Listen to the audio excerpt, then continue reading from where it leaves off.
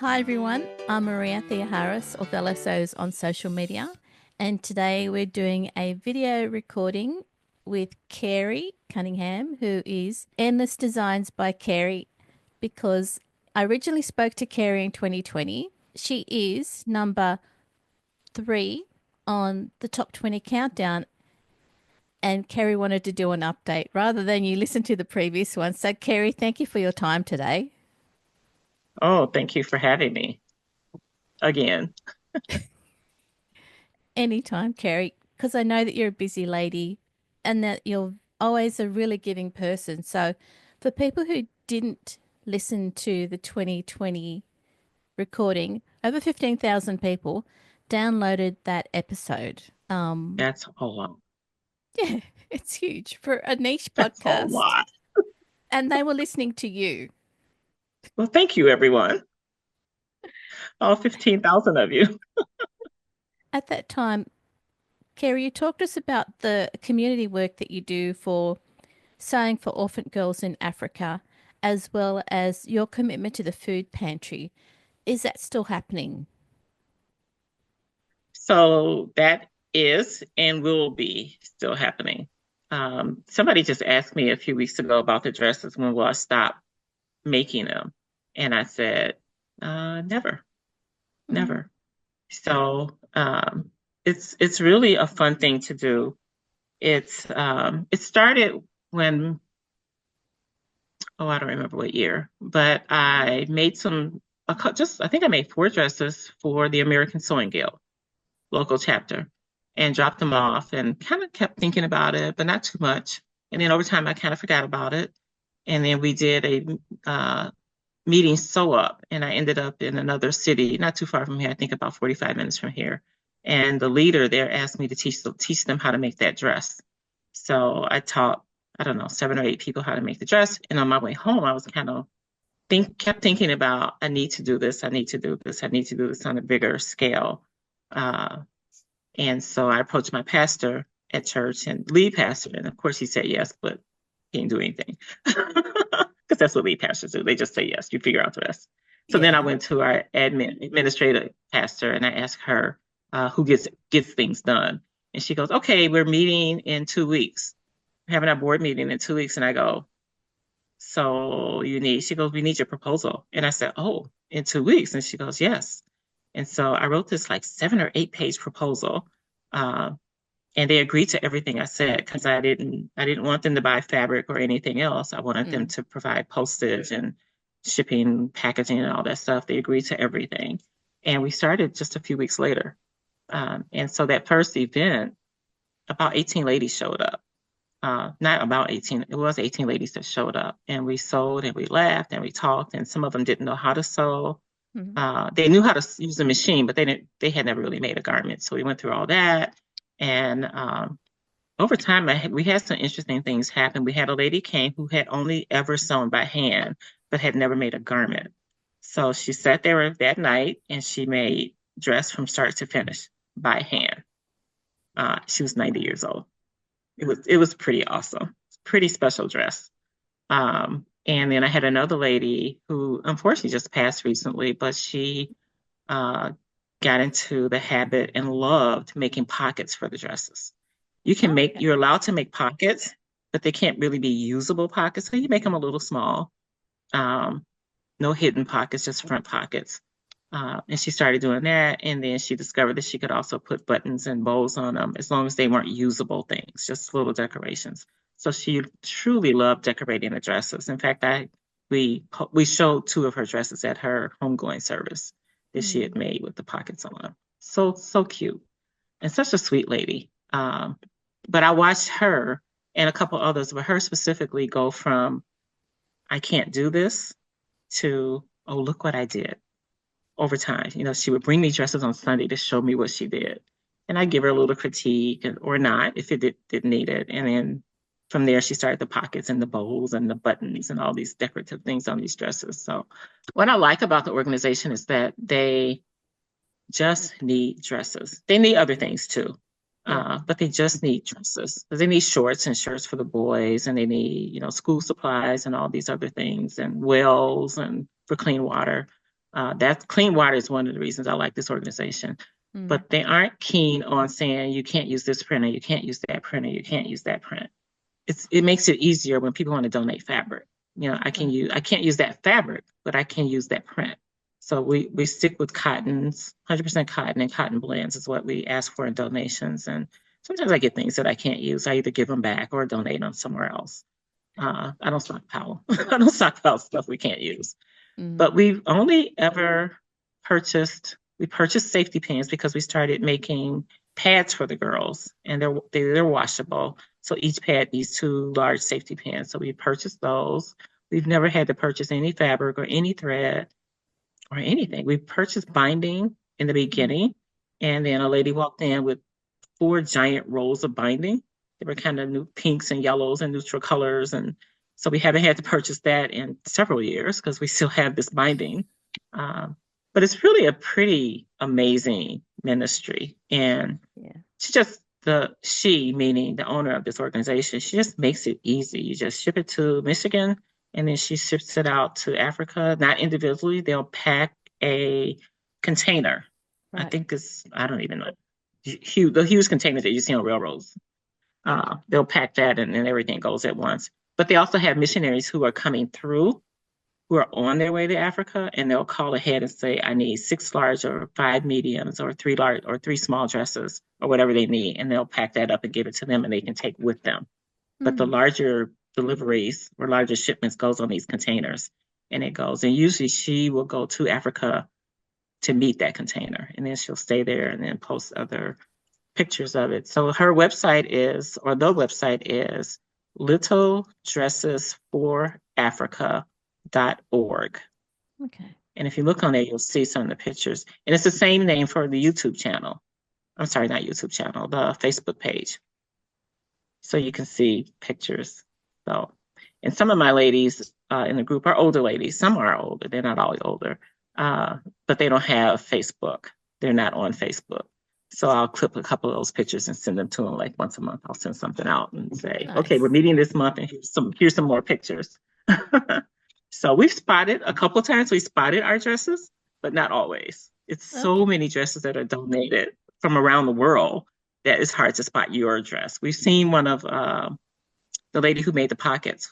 We Yep. spotted one of hers once, and we were all excited about that dress. We knew it was her dress. But so we've changed that. That's changed a little bit. Speaking of that, Mhm. she her name is Rachel, who leads this organization. Rachel went to Africa earlier in the year, I think like the first quarter of the year, and she Mhm. took another lady with her who had never been there. And so sometimes you need that other set of eyes because you've seen the same things for years. Yep. And that lady pointed out that the kids are outside all the time. They go to class outside, they play outside, they go to church outside, they do everything outside, and their shoulders were starting to burn Oh, or yeah. were burning. Yeah. Yeah. And so that evolved into okay, we're not going to make any more of well, I won't say anymore. We prefer that you switch to t-shirt dresses. And I did have a lady who doesn't sew, but she would come and cut fabric for us and donate stuff to us all the time. Mm. And so she came in before that with a few t-shirts. And I thought, oh, and but they were like girl colors, like pinks Mhm. and so I didn't want to ship them for the boys. So I just kind of held on to them. And then this came up and I go, there we go. We've got fabric, we've got t-shirts, and we started making these t-shirt dresses, which are so much faster Mm. to make. But it serves a good purpose. Because if you look at some of the pictures now on Facebook, you'll see where the girls on the older pictures, you'll see shoulders out with these little straps from the pillowcase dresses. To now, you'll see t-shirts under those dresses, or you'll Oh. see the t-shirt dresses. So either way, they're protected now. It was just something she had never noticed all those years. And Mm. so as soon as she did, shifted gears. So I told her, I said, I probably have a good 30 dresses left of the pillowcase dresses. So we'll get those done. We don't meet again. My group doesn't meet again until January. So I will probably bring those home and get those done, Yep. just to be done with them. and then we'll just continue. I said, we'll start the t-shirt dresses, but we'll filter in some of the pillowcase dresses just to keep them moving because we'd already cut them out. Right. But yeah, it's exciting stuff. That's good. It's That's really good good that stuff. you've made that change so that there's more Hmm. protection for the girls from the sun, which Yes. is their everyday lives. And Yeah. then making the pads, if the girls don't have pads, they don't go to school. And I think a lot of people know that, but my group didn't know that. So they were Mm, quite affected by that information. And they yeah. started making pads. So our first shipment of pads we sent out was 200. So they That's a made lot. 200 pads in about a month and a half or so. They Hmm. made 200 pads, just two ladies working on them. So what I did was I was going to, because I kept looking at, it was just the two ladies working on them. Yep. And I hadn't really given any instructions. They found the instructions on the site and it had changed over time because it was quite complicated before and Mm, they had simplified it. So they started just making them. And I just kind of wasn't paying a lot of attention to them. And then one day I looked at them and they were kind of like flippy floppy, like the cuts weren't clean anymore. mm, And I mm. asked them what were they using. They were using a piece of cardboard. And so the cardboard was wearing down with the cuts over time. And so I was at the office at church and I was looking online and this guy who owns a print company, who's our pastor now, who owns a print company walked by and I said, can I use this? Can I cut this? And he goes, you know what? That might be fun on your home cutter, but it might be better to have me cut you a nice piece of acrylic. So he Mm. actually made the templates. If I have one here. Yep. I thought I had one right there, but I don't. But he made acrylic templates, which are probably an eighth of an inch thick. So we get a really nice cut. And he even asked when I gave him this little piece of cardboard, he goes, do you want it like this or you wouldn't need me to straighten those lines up? I said, straighten the lines up. So he cut the interior pattern, which is Mm, the flannel, not the yep. flannel, the batting. And then he cut the exterior, which is the flannel. So we have some really nice templates. I've actually been able to share them with another group. Actually, I'm waiting for him to cut more that I can share with another group. There's another group from Facebook Yep. that has started their own ministry based off of my ministry. And so I think they meet once a That's week. We meet once a month. But yeah, it's a wonderful thing. that's good. Your leadership is It just is. spreading to other ministries. I don't That's know if it's good. leadership, but she was inspired. She was definitely inspired. And so, Yeah. yeah, she was meeting once a week, and her ladies got so excited they want to meet twice a week. And they were meeting in her house. She goes, yeah, we can't do that. Mm, mm. So they just stick Yeah. to the once a week. Yeah. But in my church, I really I don't have access to space to meet more often. Mm. So once a month, and it works. And Yeah, then we good. back out in November and December for holidays, and then we come back in January. So Yeah. the funny thing is, when we first started, the very first month we started, we had an older lady there, and that October she said, "This is our last meeting," and I said, "Wait, who said that?" And she goes, "Oh, I thought you were just going to do this until today." And I said, "Oh no, we're going to do this forever, as long as I have space here at the church." So now the week that I have is the fourth Tuesday. It's Hmm. now considered protected space. So nothing will overlap. Because I got shifted several times and I finally said, okay, can I have the fourth Tuesday and just Yeah. leave it there? And so, I don't know, conversation came up a few weeks ago and she goes, oh no, those days are not protected. So nothing will ever overlap and I'll have to shift again, which is awesome. Well Little things done. behind the scenes that you don't see. Yeah. Oh, that's awesome. And so at the time and now you're still doing the food pantry work every week as well. Yeah. That's something else I'll be doing as long as I physically can do it. I don't do a lot of physical. I actually had rotator cuff surgery. This one Mm. got a Hmm. tiny little nerve pain there just now. I had rotator cuff surgery 13 months ago, so a Yeah. year ago. And then I couldn't, he didn't even release me to go back to the food pantry for 5 weeks. And he didn't release me back to sewing for 3 weeks. But the sewing is because I pushed it. Please, Mm. please, please, he let me back. Yeah, so for me, the food pantry is a difference between, and it's several differences, but the main one for me is the difference between obviously a child not eating. Uh, but the other thing is that senior citizens don't have to choose between medication or food. Mm-hmm. They can get their medication and get the food Yeah. from us, and it's not always enough. Um, Sometimes our boxes are overflowing. They were overflowing for Thanksgiving. I mean, they were really overflowing for Thanksgiving. Yeah, that's So much good. so that we were just giving people 2 boxes of food versus 1 box of food.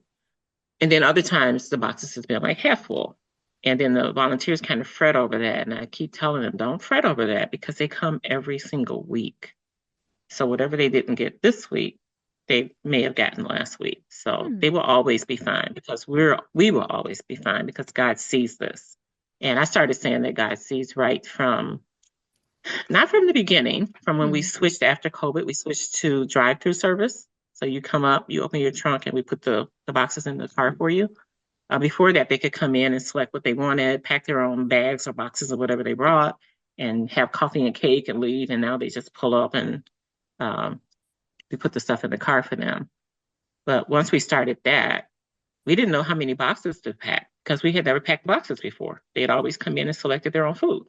Hmm. And so we packed the boxes that we had. We had the first week we had 58 empty boxes. So that's what we packed. And 58 cars pulled up. The next week we had 46 boxes and 46 cars pulled up. And then that third week was when we had 108, I believe, or 103 cars pulled up. So we've Wow. never had food left over. We've Mm. never had waste. We've never had to throw out anything. I mean, we check the dates on things and some of that gets thrown out before we get that far. We've never not had enough and we've never had too much, Yep. ever, ever. We have a second pantry that goes in the evening to a different location that's kind of in a food desert area. And they're from our school that we support, one of the elementary schools that we support close to the church. So we go there. That's what we call our second pantry. And we pack a specific number of boxes from them. So we pack about 40, 42, 45 boxes for them every week. Right. And that goes on that trailer before the cars start pulling up. And then if we have something left over from the cars, from the car line, then the rest of that goes on the trailer. Well, last week we had a pretty large amount of those boxes that went on the trailer. Sure enough, that evening we get a text from the pastor that went out there, and she said, every box was taken. Mm. Nothing was left. No one came later looking for food. So they got probably a good 20 boxes more than they would have gotten, and they still went. So it's pretty awesome. So I Yeah. just said, see, God sees. Yeah. He knew he knew who was gonna be there. We have no way of knowing how many cars they're gonna get every week. We just have no way of knowing. So That's it's really good work. very It's satisfying. really good. Yeah. Yeah. And our volunteers, they come every week, every week. They just keep coming for Mm. years. They just keep coming. We get some new people that'll come that may stay. We got a young guy that came and um, he came for a couple of weeks and I'm not even sure how he got to us. He's now a member of the church, but he wasn't at the time. But he came and then he had a job. And so he went back to work and went back to school. But he'll show up when there's no school. He's in his 20s. He'll show up when there's no school. He'll show up for his summer breaks. Mm. He just shows up. And then he'll say, okay, I'll be here for 3 weeks or I'll be here for 4 weeks or whatever. And he just keeps coming. That's one of our really good kind of stories. I have a young man now that's there and he's been there this was his second week. He actually I said, you're actually coming on Thanksgiving? And he goes, yes, because we say every Thursday. So this year, Mm. 4th of July was a Thursday. Mm. And Thanksgiving obviously is a Thursday, but we're there every single Thursday. We get calls, are you going to be there? It's Thursday. We'll be there. Yeah. Good. So it's That's good. great. It's good. So Yes. now that we're at 2024, going into Mhm. 2025, there were a few things that you wanted to update us about with your sewing. This episode of Sew Over 50 podcast on Sew Organised Style was produced by me, Maria Thea Harris, with permission of Carrie, sound by bensound.com. Many thanks for the ongoing support of this podcast Patreon contributors. Their ongoing support enables me to develop these podcasts for free, both audio and video.